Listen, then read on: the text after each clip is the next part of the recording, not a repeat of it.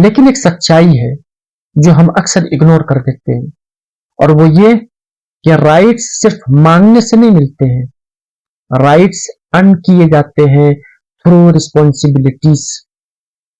सिर्फ protest, slogan या emotional speeches काफी नहीं है, बिकॉज एक्शन स्पीक लाउडर।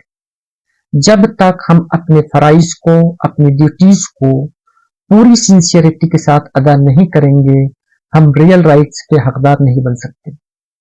आप देखें, एक स्टूडेंट कहे कि मुझे रिस्पेक्ट दी जाए, मुझे एप्रिसिएशन मिले, लेकिन वो होमवर्क ना करे, क्लासेस अटेंड ना करे, एग्जाम में चीट करे, तो क्या वो वाकई रिस्पेक्ट का हकदार है? क्या उसका वो राइट जो उसे मिलना चाहिए? नहीं, क्योंकि उसने अपनी रिस्पॉन्सिबिलिटी पूरी नहीं की। इसी तरह एक सिटीजन को क्लीन एनवायरनमेंट, गुड गवर्नेंस और सेफ्टी चाहिए। ये उसका हक है, उसका राइट है।